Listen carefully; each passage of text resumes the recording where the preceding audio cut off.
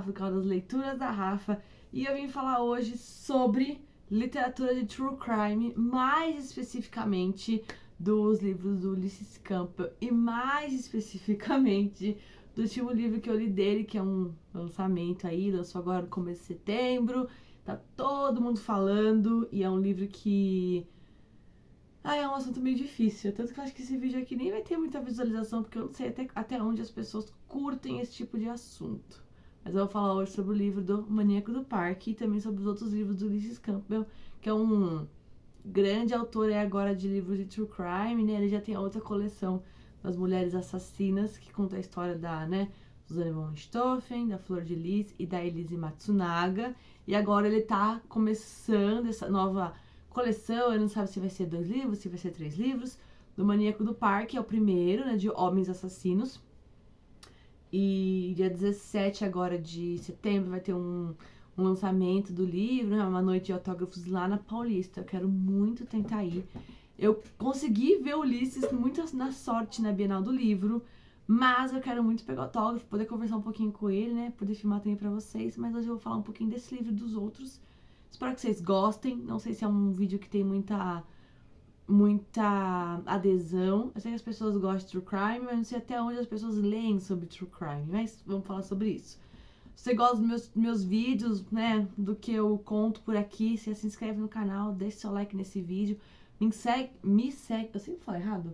Me segue também lá no Instagram, que é @nasleturasdarafa, e também lá no TikTok, também é @nasleturasdarafa.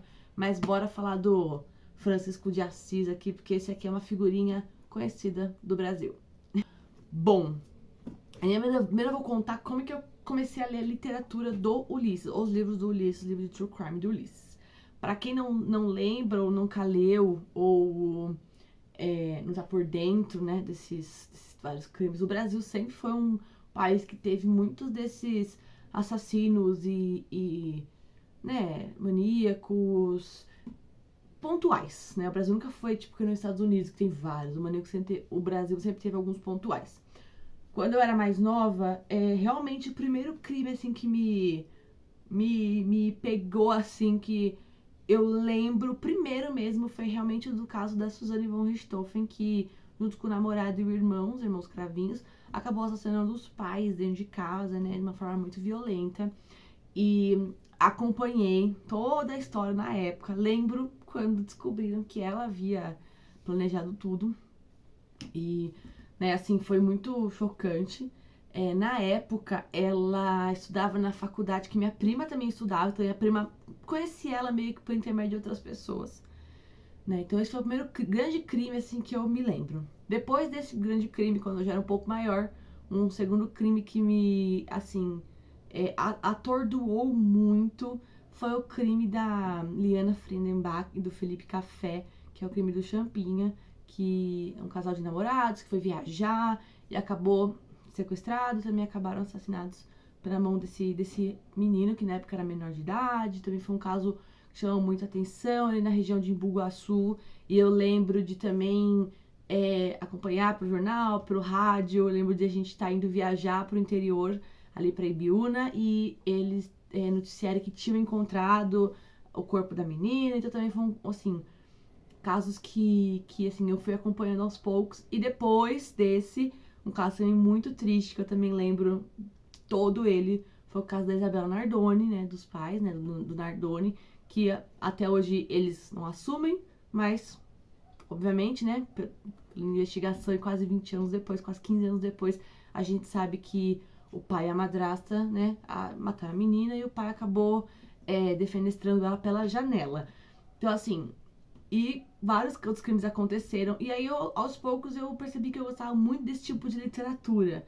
Não sou sádica, não sou maluca, não sou psicopata, mas eu acho que eu, primeiramente, me interessava muito pelo lado jurídico, até porque depois, quando eu fui cursar a faculdade de Direito, o meu professor de Direito, ele foi um dos primeiros advogados do Nardoni, do pai da Isabella, e ele, né, comentou essa questão do papel do advogado, tanto em estar do lado da defesa quanto do lado da acusação.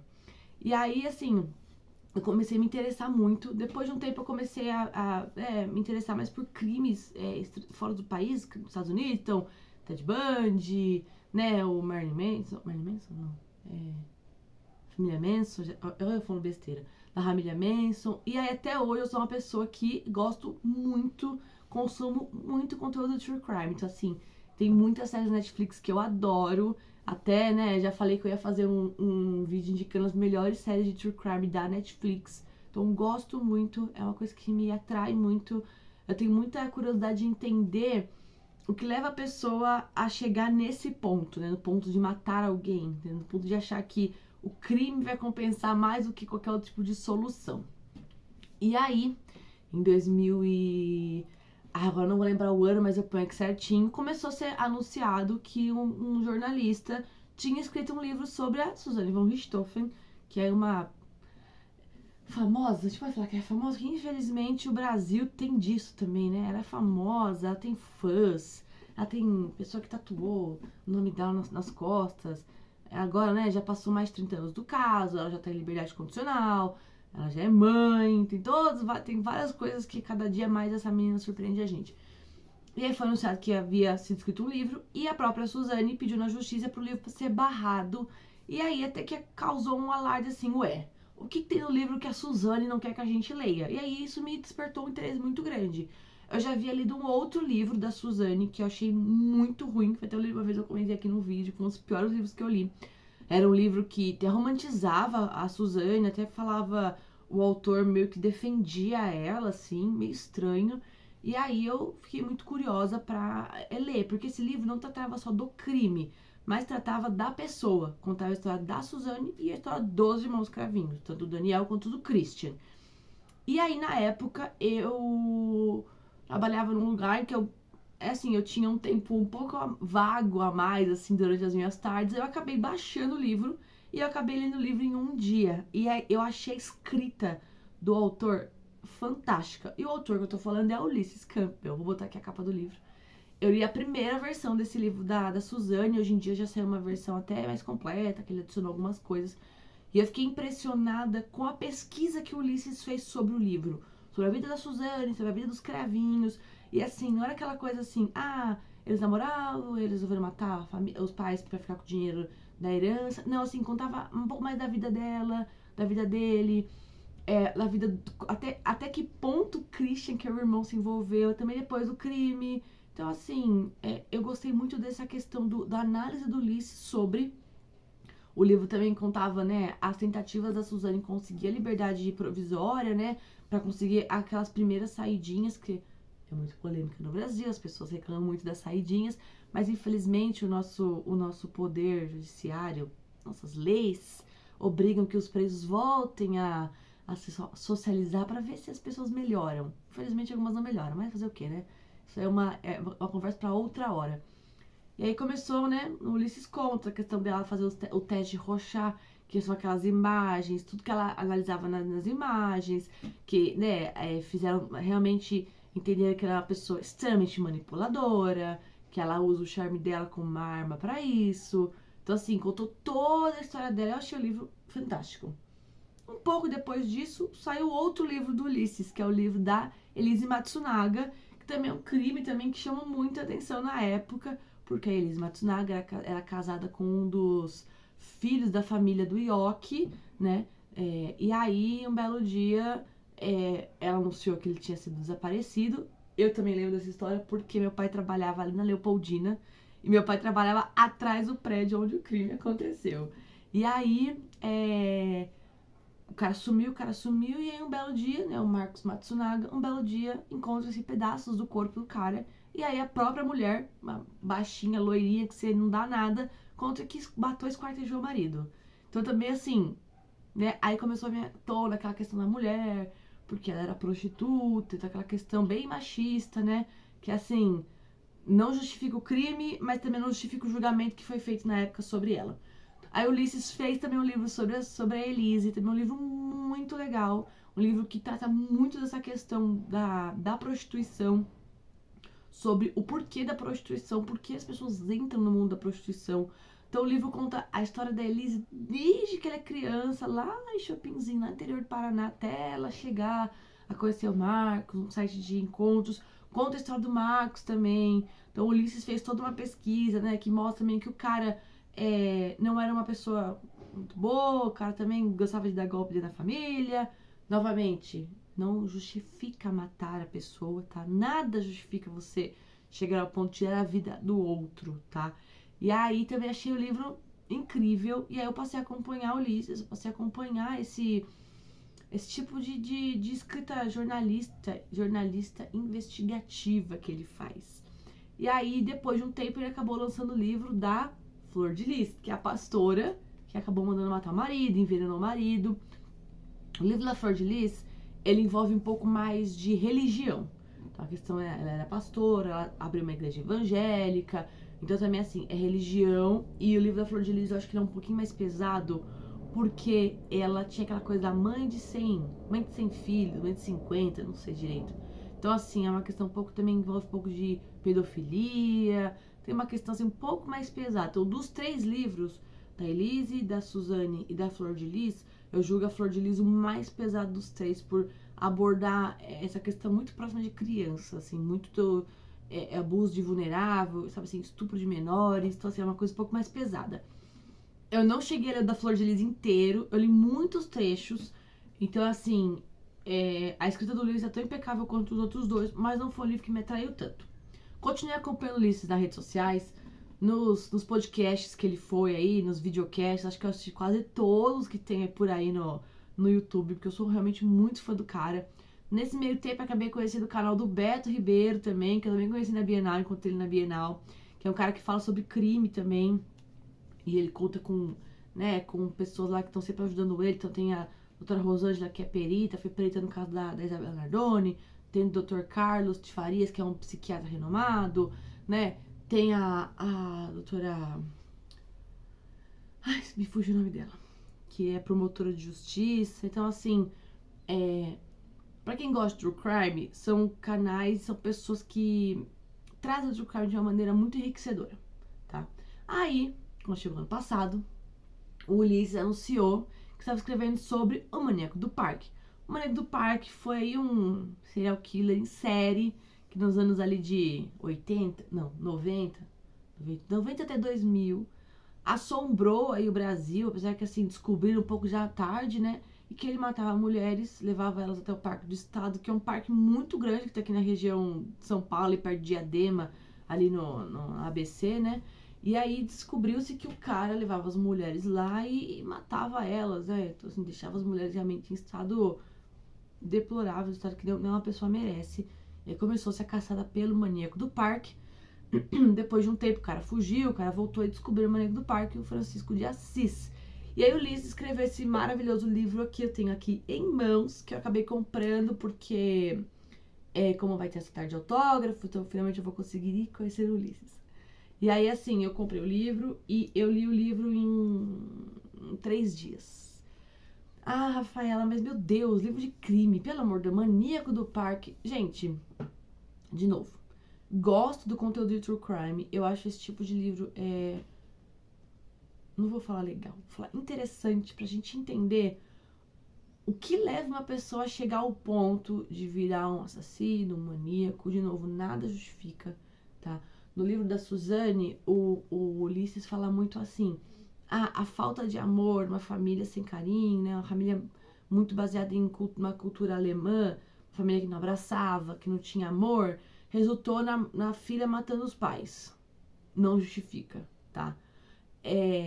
O cara casar com uma ex-prostituta e tratá-la como prostituta resultou na mulher matar o marido e picar ele. Não justifica, tá? Então a pastora que tinha marido, o marido começou a roubar a pastora reuniu secta de filhos, envenenou o cara, não deu certo, mandou matar. Não justifica. Nada justifica você chegar ao limite de você matar uma pessoa, tirar a vida de uma pessoa. Nada justifica, tá? Nada. No livro do Maníaco do Parque, novamente, né, eu tô indo e voltando, o Ulisses faz uma pesquisa incrível. Assim, eu acho que esse livro aqui é o mais surpreendente, porque Ulisses ele falou que acho que de 6 meses a 1 ano fazendo a pesquisa, ele foi até o interior, né? O Francisco de Assis não nasceu aqui em São Paulo, ele nasceu no interior de São Paulo mesmo. Deixa eu ver se eu acho aqui a cidade que ele nasceu. E aí, você percebe que desde pequeno, o Francisco, ou Tim, como ele era chamado quando era criança, ou o Chico Estrela, quando ele ganhou fama aí no Ibirapuera, e ele foi famoso. Ele morou um tempo em Bauru, ele era um patinador de fama. Então, assim, ele era uma pessoa que ele teve, assim, ó, várias chances de ser um cara normal. E ele teve, desde pequeno, muitas coisas que indicavam que ele talvez enredaria pro caminho que ele levou, tá? Mas nada de justifica. Então, o Francisco nasceu numa família pobre do interior. Ele é filho do meio. Então, são três irmãos, ele é filho do meio.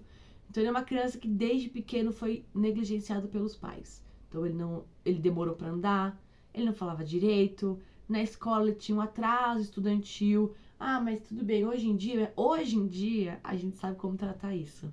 Lá em 1950 e 60, eu acho que ele é de 64. Eu não sei a data de aniversário dele. Isso daqui era tratado como retardado, como uma criança defeituosa, ou até o ponto que o pai dele fala que se ele não melhorasse, ia internar ele no manicômio, no Bezerra de Menezes.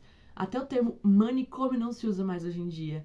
Então, assim, a gente tem que dizer que antigamente as coisas se resolviam na base da porrada.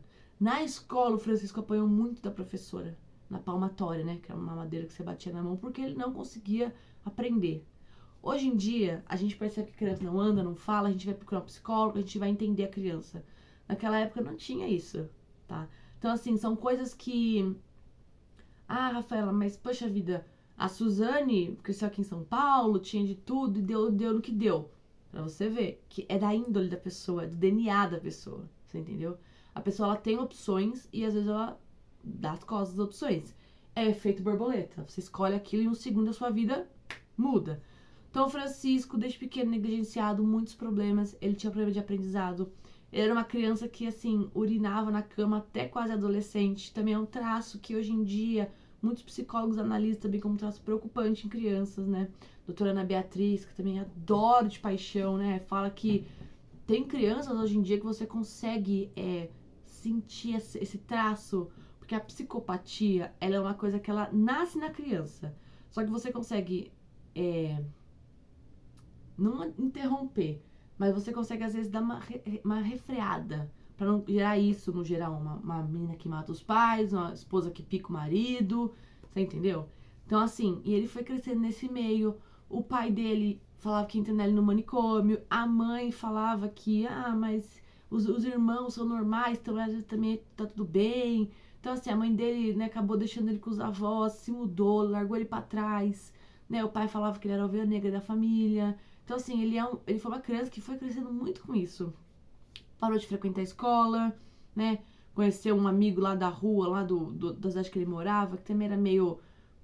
realmente tinha problemas, tinha matado o pai, era um adolescente que tinha mentalidade de criança. Então, assim, a vida toda do Francisco foi uma vida que meio que já traçava o caminho dele para onde ele ia chegar.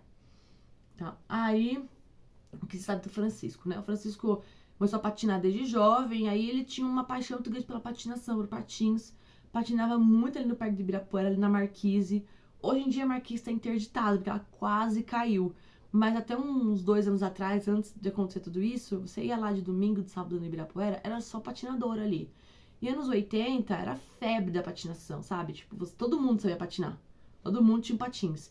Então o Francisco tinha um sonho de ser famoso pelo patins, e ele sempre falava pras meninas assim, eu vou ser famoso, você vai me ver no jornal, e até uma delas falou, acabei vendo ele no jornal, não como patinador, mas como assassino, né, mas tudo bem.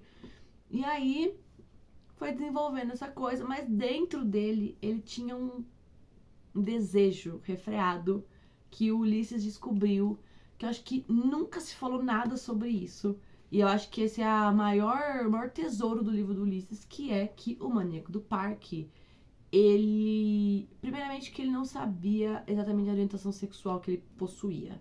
Ele não sabia se ele era heterossexual, bissexual, homossexual. As pessoas falavam que ele era gay, porque ele era afeminado, porque ele usava lycra, colada, porque ele tinha um jeitinho meio assim. Ele foi dispensado do exército a primeira vez porque o médico falou que ele era muito feminado, ele era entendido, como se falava na época. Então, assim, e ele teve relacionamentos com homens, teve relacionamentos com travesti.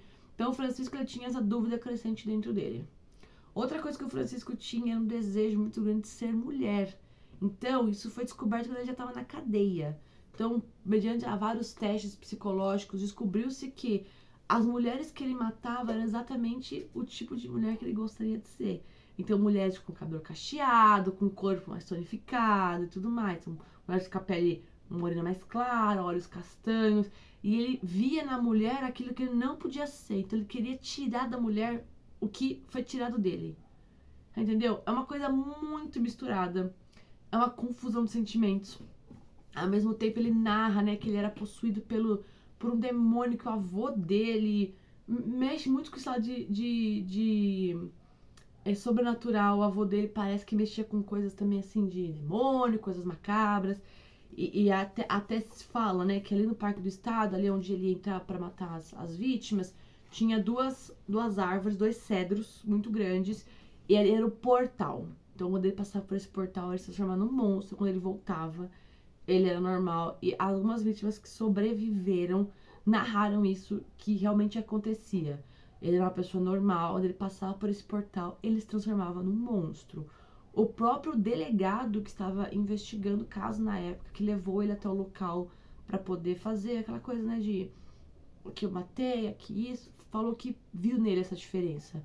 Quando ele passava por esse portal, ele ficava com esse olho aqui vermelho, que é um problema que ele tem no olho, que quando os vasos estouram, ele já se curvava, ele já se transformava. E isso ele justificava isso como um demônio que o possuía, tá?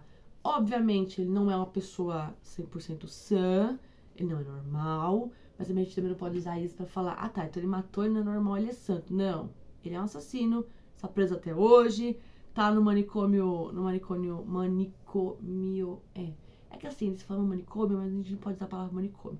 Mas ele tá preso numa casa de detenção voltada para pessoas que têm problemas mentais, problemas psicológicos, psiquiátricos. A pena do Francisco seria de quase 200 anos, mas no Brasil você não fica preso mais de 40 anos. E esses 40 anos vão dar agora em 2028. Então existe uma grande chance do Francisco ser solto. E questionado várias vezes se o Francisco voltaria a matar, ele falou que sim, porque ele sente que um monstro dentro dele precisa disso. Então, assim, tem muitas coisas no livro que eu não vou contar, porque seriam spoilers. Mas eu acho que o Ulisses trouxe uma outra visão dessa pessoa aqui, desse... Não vou chamar de monstro, porque acho que eu não tenho esse poder. A mãe do Francisco, eu não gosto de chamar ele de maníaco do parque, fala que essa é uma palavra amaldiçoada. Então, eu acho que o Francisco é uma pessoa que tem muitos problemas, todos eles identificados na polícia, tá? Dentro da cadeia. E eu acho que ele é uma pessoa que não tem nenhum motivo para ser solto. Assim como vários outros aí do Brasil já foram soltos e voltaram a matar depois de serem soltos. E vários outros que estão presos, que não devem ser soltos. O Francisco é uma figura dessas, tá? O livro é muito completo, muito detalhado. Ah, mas detalhado em que nível? Não é detalhado no livro da morte, ele fez isso, fez isso, fez isso. Mas o Ulisses detalha como foi feito os crimes, porque é um livro de true crime, investigativo, policial, né, jornalístico. Então é um livro que realmente trata. Então, assim, se você tem uma pessoa que tem gatilhos, então não leia. Estou avisando aqui. Mas se você curte esse tipo de literatura, eu super indico todos do Ulisses, tá? Aqui no final tem um albinho de fotos. Tem algumas fotos, tem as fotos das vítimas do maníaco, né? Do Francisco. Tem aqui fotos dele quando ele foi descoberto, quando ele se entregou. Tem fotos dele quando ele era mais novo. Tem fotos aqui da investigação da época. Tem várias fotos aqui de quando ele era novo, então, assim, que mostram que ele era uma pessoa, assim, que talvez tinha tudo pra ir pra um caminho normal, mas infelizmente tem foto da família dele, foto de onde ele estudou. Então, é um livro muito completo, um livro que eu gostei muito. Circulei aqui, né, grifei aqui várias partes com os post-its. é muito assim, é muito incrível como ele poderia ter sido parado antes do que ele fez, né? Tem até no comecinho aqui, tem até um parágrafo, né? Eu vou ler bem aqui da introdução pra vocês, ó. Pelas próprias estimativas, Francisco levou pelo menos 200 mulheres ao parque em um período de 2 anos, tendo matado 9 delas. A polícia, entretanto, contabiliza 11 vítimas, embora ele tenha sido condenado por 7 homicídios. Sempre que a história desse serial killer é contada, surgem diversas perguntas, como tantas mulheres caem em sua lábia. Como não desconfiaram que ele poderia ser qualquer coisa menos o olheiro da Avon? O que realmente levava a subir na garupa de sua moto? Por que ele entra na mata fechada por uma passagem clandestina? Então, assim, tudo isso tá aqui no livro, tá? Que explica como é que ele escolhia as vítimas. Tem mulheres que foram com ele e ele não fez nada com elas, ele liberou elas. Elas estão vivas até hoje, tá? Tem a história de 2 namoradas que ele teve na cadeia, porque foi aquilo que eu falei. Tem muitas pessoas que se encantam com esse tipo de crime, assim, que viram fãs. Se a Suzane noivou e teve um filho, então, assim, é a lábia da pessoa, entendeu? Então, assim, é muito legal ler e entender. Além da gente só ler no jornal, na TV, o que a TV passa pra gente, é muito importante a gente ler também. E às vezes ter uma história um pouco mais da profundidade da história da pessoa. Nada, repito, é bom repetir muitas vezes para não ser mal interpretada. Nada justifica o crime. Nada justifica matar. Nada justifica nada, tá? Nada. Mas é importante a gente entender o que leva a pessoa a cometer aquilo. Porque às vezes a gente pode ter alguém com comportamento muito parecido próximo de nós. E às vezes a gente pode achar estranho. E a gente pode, sabe assim, pode acender um alerta. Então, apesar do true crime ser o true crime brasileiro ainda não ser muito aceito pelos brasileiros, que os brasileiros adoram consumir conteúdo do exterior, eu acho que a gente precisa começar a dar uma olhadinha e estudar os nossos aqui. Porque os nossos aqui dizem muito sobre a gente, sobre a nossa cultura, sobre a nossa sociedade. E tem um monte aí. Então, assim, eu super indico que vocês assistam o canal do Beto Ribeiro. Vocês sigam o Ulisses nas redes sociais. O Ulisses tem também um blog na Globo, no Globo.com, que ele conta sobre vários crimes. Ele atualiza as pessoas sobre algumas coisas. E é isso. Gostei muito do livro do Francisco. Esse vídeo aqui foi um vídeo mais assim, contando um geralzão. Um pouco de tudo, contando sobre Ulisses, sobre o que eu achei do livro. Mas eu queria muito que vocês lessem e entendessem, tá bom? Obrigada por ter assistido o vídeo até aqui. Se você gostou desse vídeo, se você gosta desse tipo de conteúdo de True Crime, deixe seu like. Comenta no vídeo, manda pra alguém que curte. Até o próximo vídeo. Tchau!